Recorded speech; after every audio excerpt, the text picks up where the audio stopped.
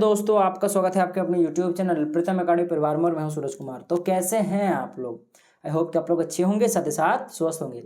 तो जो class 9th का आपका फाइनल एग्जाम होने वाला है, बेसिकली आपका ऑब्जेक्टिव होगा, उसके लिए हम लोग कुछ आज मोस्ट इंपॉर्टेंट साइंस का ऑब्जेक्टिव क्वेश्चंस करेंगे।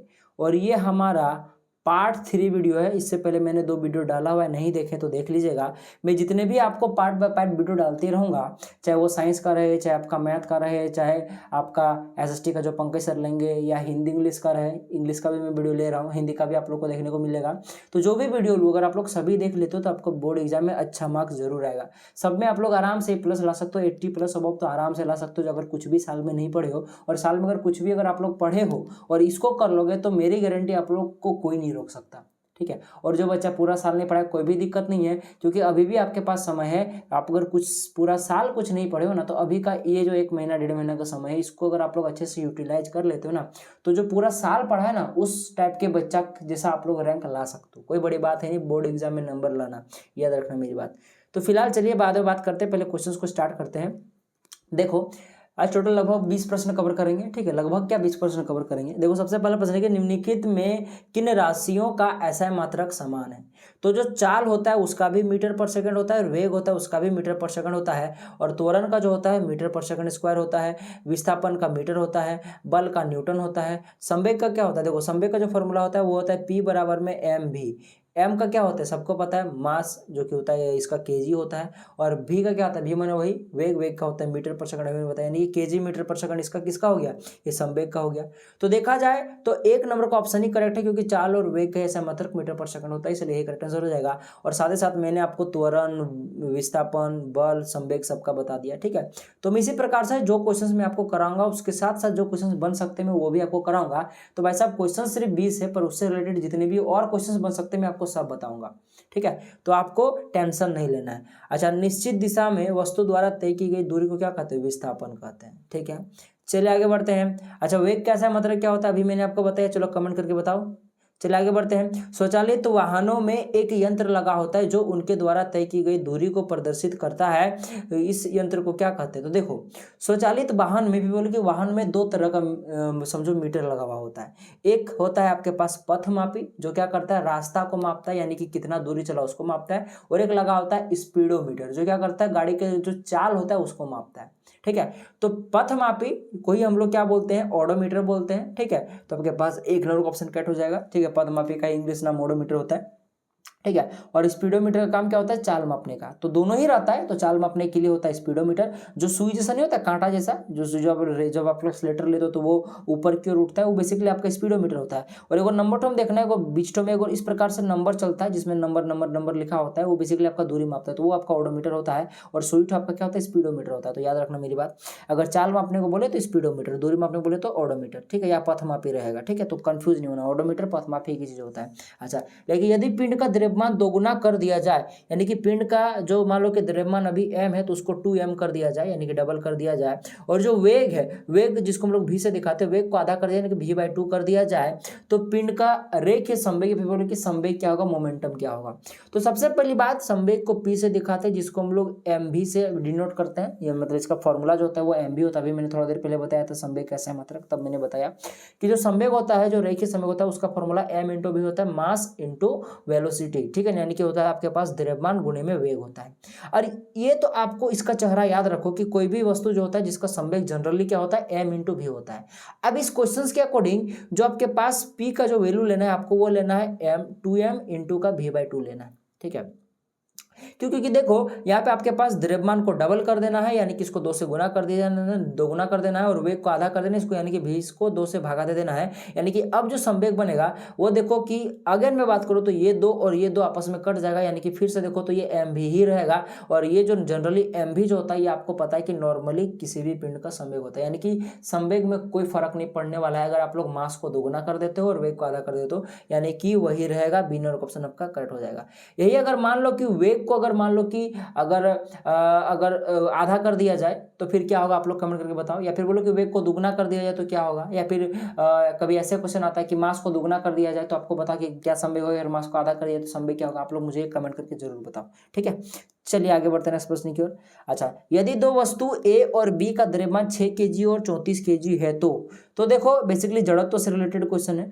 तो देखना जड़त्व उसका ज्यादा होता है जिसका द्रव्यमान ज्यादा होता है, यानी कि 34 नंबर जो कि आपके पास 34 जो केजी है जो कि बी नंबर के द्रव्यमान मैंने बी पिंड का है, इसका आपका देखा जाए तो जड़त्व ज्यादा होगा किसके मुताबिक, इस ए वस्तु के मुताबिक। ठीक है, तो देखा जाए तो बी का जड़त्व जो होगा वो ए के जड़त्व से अधिक होगा, यानी कि बी नंबर ऑप्शन आपका करेक्ट हो जाएगा।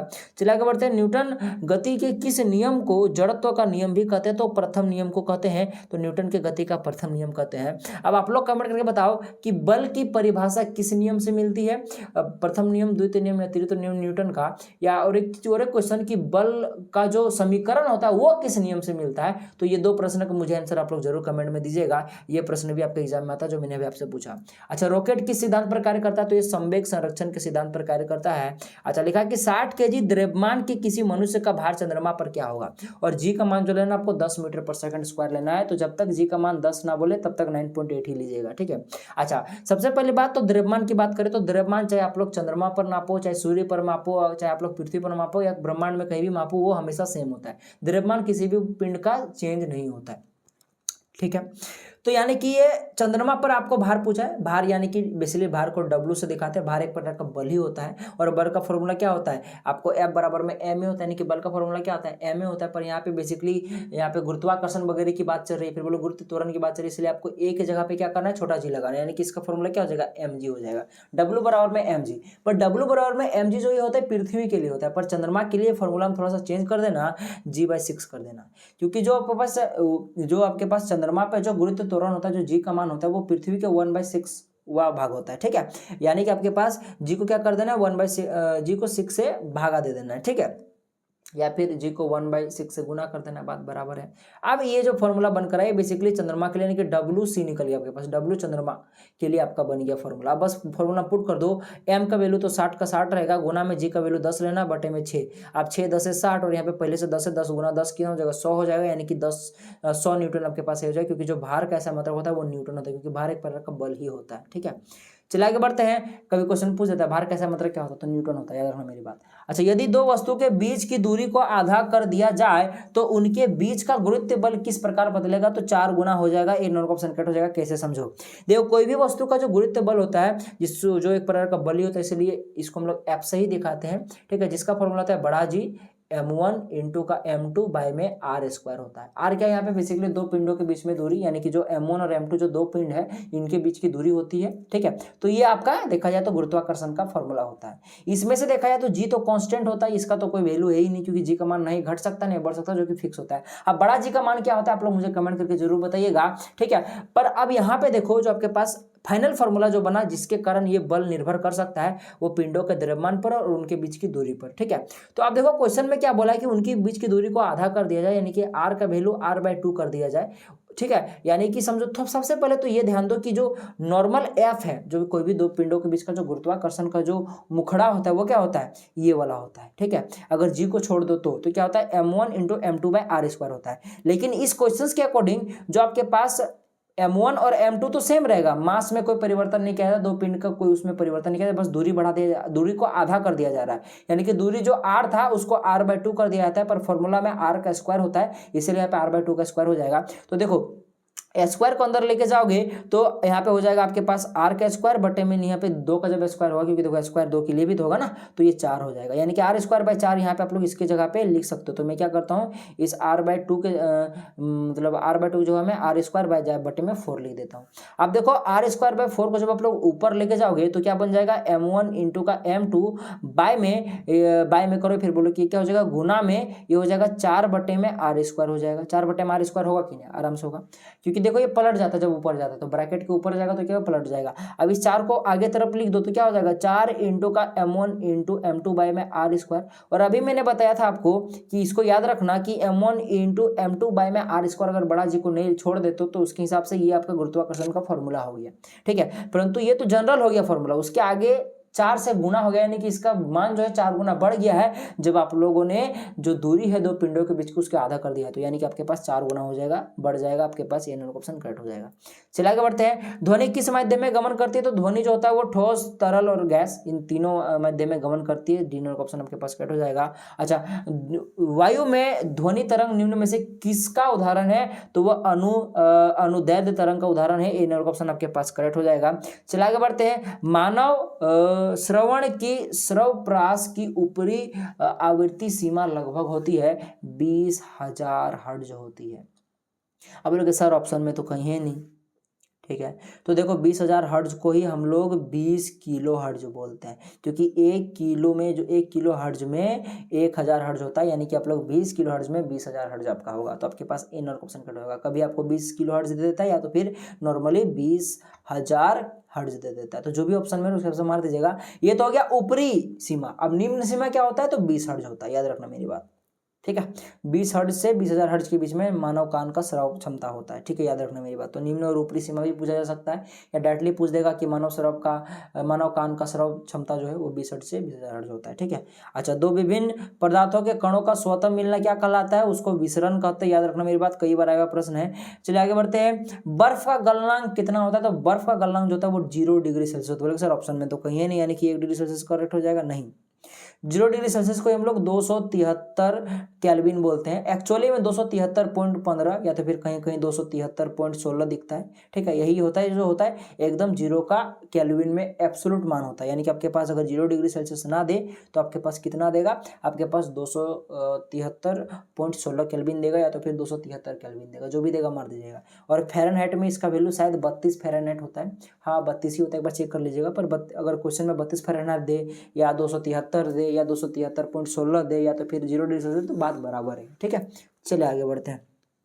एक बार चेक कर लीजिएगा कि 0 डिग्री सेल्सियस को क्या 32 फ़ारेनहाइट ही बोलते हैं? हाँ, तो 32 फ़ारेनहाइट ही बोलते हैं, मुझे अच्छा से याद है, पर फिर भी चेक कर लीजिएगा। अगर मैंने गलती बोला तो मैं इसको क्या करूँगा, सही आंसर को मैं कमेंट बॉक्स में पिन कर दूंगा, ठीक है। और अगर कमेंट बॉक्स में अगर मेरा कोई कमेंट आपको ना मिले इससे रिलेटेड, मैंने सही बोला है मैंने, ठीक है। चलिए आगे बढ़ते हैं। निम्नलिखित में से किसे सबसे अधिक संपीड़ित किया जा सकता है? तो संपीड़ित मैंने दबाया जा सकता है। तो देखा जाए तो 3 प्रकार की अवस्था फिलहाल आप लोग जानते हो, ठोस, द्रव और गैस। तो गैस को सबसे ज्यादा संपीड़ित किया जा सकता है, उसके बाद तरल को, यानी कि देखा जाए तो द्रव को, उसके बाद ठोस को। तो यहाँ पे देखा है तो नमक हो गया, ये जो होता है ये ठोस होता है, यानी कि ये सबसे कम संपीड़ित होगा। तेल और जल जो होगा उसके बाद, यानी कि नमक से थोड़ा ज्यादा कंप्रेस होगा, ज्यादा संपीड़ित होगा। परंतु जो हाइड्रोजन गैस है, ये पराया गैस है, ये सबसे ज्यादा संपीड़ित होगा। तो सी नंबर ऑप्शन आपके पास करेक्ट हो जाएगा। तो क्रम याद रखिएगा, गैस जो होता है ये सबसे ज्यादा होता है, फिर आपके पास द्रव होता है, फिर आपके पास लास्टली में ठोस होता है, ठीक है। तो इस क्रम को याद रखिएगा। चलिए आगे बढ़ते हैं। निम्नलिखित में से कौन यौगिक का उदाहरण है? यौगिक माने जो दो या दो से अधिक शुद्ध पदार्थों से मिलकर बना होता है उसको यौगिक कहते हैं। तो लोहा बोलो या आप लोग पीतल बोलो या तांबा बोलो, ठीक है। तांबा को हम लोग Cu से दिखाते हैं, ठीक है। बेसिकली देखा जाए तो यहाँ पे यौगिक का बात किया गया ना, तो यहाँ पे क्वेश्चन में जो ऑप्शन नंबर बी और सी दोनों को दोनों करेक्ट हो जाएगा, क्योंकि पीतल जो होता है ये कॉपर और जिंक का मिश्रण होता है, ठीक है।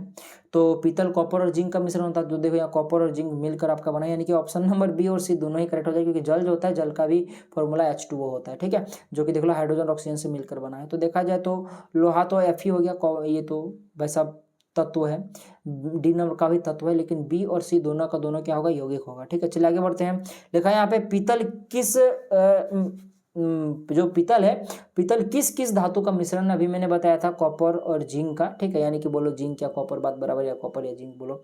चलिए आगे बढ़ते हैं। अब आप लोग कमेंट करके बताइएगा कि कॉपर और जिंक का कितना कितना प्रतिशत मिलकर आपका पीतल बनता है, कि कितना प्रतिशत जिंक होता है, कितना प्रतिशत कॉपर होता है। सो अगर आप लोग कमेंट कर पाते तो अच्छी बात है। निम्नलिखित में से कौन रासायनिक परिवर्तन का उदाहरण है? तो देखो अगर मैं बात करूं तो बर्फ का जल का बर्फ में बदलना, ये भौतिक परिवर्तन है, क्योंकि भाई साहब वापस से अगर आप लोग बर्फ को पिघला दोगे बर्फ को तो जल बन जाएगा। भोजन का पचना, एक बार भोजन पच गया तो वापस से भोजन नहीं प्राप्त किया जाता, यानी कि यही आपका रासायनिक परिवर्तन है। परंतु मोमबत्ती का पिघलना, समझना, एक होता है मोमबत्ती का पिघलना और एक होता है मोमबत्ती का जलना। अगर मोमबत्ती का पिघलना बोले तो वो हो जाएगा भौतिक परिवर्तन, लेकिन अगर मोमबत्ती का अगर जलना बोले तो वो होगा रासायनिक परिवर्तन। इसीलिए कहा जाता है कि मोमबत्ती जो होता है वो दोनों प्रकार का परिवर्तन शो करता है। बस आपको याद रखना है, जलना बोले तो रासायनिक और अगर पिघलना बोले तो भौतिक, ठीक है। अच्छा, लोहे के चूर्ण को बालू में मिलाना, तो आप लोग उसको वापस से चुंबक वगैरह का उपयोग करके लोहा को अलग कर सकते हो। तो कुल मिलाकर बात करें तो बी नंबर का ऑप्शन आपका करेक्ट हो जाएगा। चलिए आज के लास्ट प्रश्न पर बात करते हैं, लाइक सोडियम ऑक्साइड का सूत्र निम्नलिखित में से कौन है। तो सोडियम ऑक्साइड का फॉर्मूला क्या होता है, NaO2 होता है कि NaO होता है, या Na2O3 होता है, क्या आपके पास और एक ऑप्शन क्या है आपके पास Na2O3 होता है। तो आप लोग क्या मुझे इसका आंसर बता सकते हो कि मैं बता दूं, बताओ। तो जो सोडियम ऑक्साइड होता है इसमें N2O होता है। समझो कैसे, देखो सोडियम के पास प्लस आयन होता है और O के पास देखा जाए तो आपके पास -2 आयन होता है। तो ये -2 इस Na के साथ जुड़ जाता है और ये +1 इस O के साथ, यानी कि N2O बनता है। ठीक है, तो आपके पास ऑप्शन नंबर बी राइट हो जाएगा। और जो मैंने बोला था 0 डिग्री सेल्सियस होता है वो 32 फ़ारेनहाइट के ही बराबर होता है। ठीक है, 0 डिग्री सेल्सियस जो होता है वो कन्फर्म है कि 32 फ़ारेनहाइट के बराबर होता है। ठीक है, तो इस प्रकार से ऐसे तो क्वेश्चन और भी है जिसको मैं धीरे धीरे कराऊंगा, एक ही दिन में कराना इतना सेंस नहीं बनता है। सभी क्वेश्चन में कराऊंगा और अब बारीकी से कराऊंगा। आप लोग देख सकते हो क्वेश्चन कितने अच्छे अच्छे प्रश्न हैं। और भाई साहब हमारे साथ जुड़े रहिए। ठीक है, इसी प्रकार से मैं आपको मोस्ट इंपोर्टेंट क्वेश्चन करा के दूंगा। और अगर मैं वास्तविक बात बोलूँ तो देखो ये आपका मॉडल पेपर है। ठीक है, मैं आपको मॉडल पेपर ही करा रहा हूँ। 2022-23 का जो मॉडल पेपर आया था उसका सेट 1 में आपको करा रहा था। ठीक है, क्योंकि ये प्रश्न जो होते हैं आपको इंपॉर्टेंट प्रश्न है, क्योंकि मॉडल पेपर में जो प्रश्न आते हैं वही प्रश्न आपका फाइनल एग्जाम में पूछा जाता है जनरली। अगर आप लोग प्रीवियस ईयर के 6-7 जितने भी ईयर से मॉडल पेपर आ रहा है अगर आप लोग सभी कर लेते हो तो मेरी गारंटी कि आप लोगों को क्वेश्चन नहीं छूटेगा। ठीक है, इसलिए मैं क्या कर रहा हूँ कि कुछ बुक से, कुछ वर्मा शर्मा समुद्रन वगैरह जो भी आता है वो सब से उठाता हूँ कुछ क्वेश्चंस जो आपका बुक जारी किया है उससे क्वेश्चंस उठाता हूँ, कुछ क्वेश्चंस प्रीवियस ईयर के उठाता हूँ, कुछ क्वेश्चंस मॉडल पेपर से उठाता हूँ, यानी कि सभी मिला जुला के मैं आपको क्वेश्चंस करा के देता हूँ। तो बस आप लोग को क्या करना है, जो मैं क्वेश्चंस करा रहा हूँ उसको आपको करना है। आपको कुछ भी इधर ध्यान नहीं देना है, ना ही आप लोग को कोई भी ध्यान नहीं देना है। आपको कोई भी कुछ बोले कोई ध्यान नहीं देना, बस मैं जो आपको करा रहा हूँ बस उतना कर लो तो आपका मॉडल पेपर कंप्लीट हो जाएगा, आपका बुक्स कंप्लीट हो जाएगा, आपका देखा जाए तो जो वर्मा शर्मा वगैरह आता है वो कंप्लीट हो जाएगा, प्रीवियस ईयर क्वेश्चन कंप्लीट हो जाएगा, सब मैं आपको कराऊंगा, टेंशन नहीं लेना है। ठीक है, तो बस हमारे साथ बने रहिए। अगर कोई भी डाउट होगा तो कमेंट बॉक्स में कमेंट जरूर कीजिएगा और मैं जितना आज क्वेश्चंस किया हुआ है सबका आंसर जरूर दीजिएगा। ठीक है, तो चलिए मिलते हैं अगले वीडियो में, तब तक के लिए जय हिंद, जय भारत और आपका दिन शुभ हो।